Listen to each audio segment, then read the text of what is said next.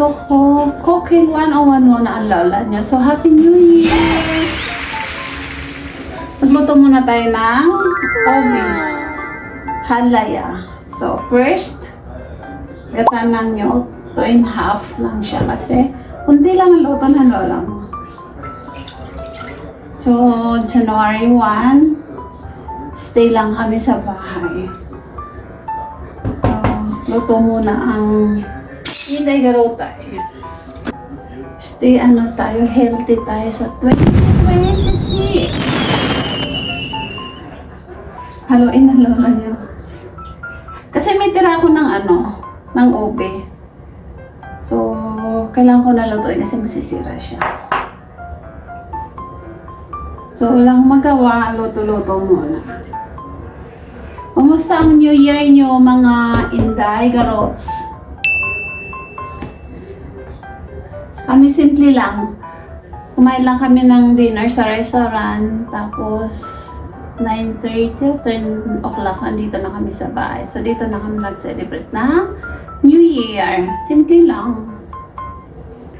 Pakuloy ko muna to bago ko ilagay yung condensed milk. So, pag kumulo na siya, pwede ko na ilagay. Ayan. Halo lang ng halo. So, tayo, stay healthy tayo ngayon. Bawal magkasakit. Yan, mainit na. So, konting pa lang, yung kumulo na. So, ilagay ko na yung next kadas, condense. Halo lang tayo ng halo, mga garotay, ha? Ayan. Maganda yung weather namin. Ano nga lang dito pag alam naman nyo, pag sa abroad, simpleng lang, celebration, dinner, family, hindi masyadong putukan. Unlike sa Pilipinas, masaya. So, mix lang natin ng mix. Bago ilagay yung halaya, ope. Halo-halo. Ayan, kumukulo na siya. Kumukulo na ever. Ayan, kumukulo na siya. So, maya-maya lagay ko na yung halaya. Yung ope. Lagay na natin yung ope. Halo lang ng halo, ha? Ayan. Yan, no? Ganun lang kasimple yung version ko. Simpleng halo-halo. Halo-halo lang. Ganun lang kahalo-halo. Yan. Konting halo na lang. Halo lang ng halo. Kasi gratit na yung yung ube. So, mix lang ng mix hanggang sa maglapot. Tapos, ilagay yung butter. Halo lang ng halo. So, malapit na. Hindi kasi ako naglalagay ng yung food coloring. Gusto ko yung ganito lang. Simple. Hindi ako nang marami pang flavor. Kasi, yung ube may kulay na siya. Tumatawsik na siya, mga Inday. Masyadong lakas yung apoy ni Inday. So, nilagay ko na yung butter.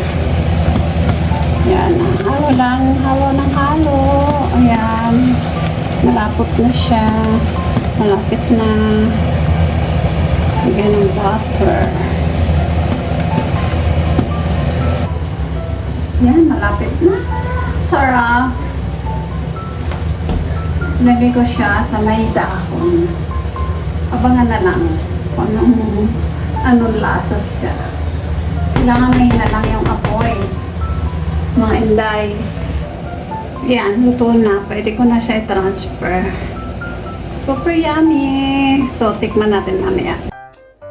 So, luto na siya, mga Inday. Tikman natin. Nilagyan ko siya ng dahon para hindi siya dumikit. Yan na, yung finished product. So, tikman natin. Tikman natin. Kain tayo. Cheers! Happy New Year!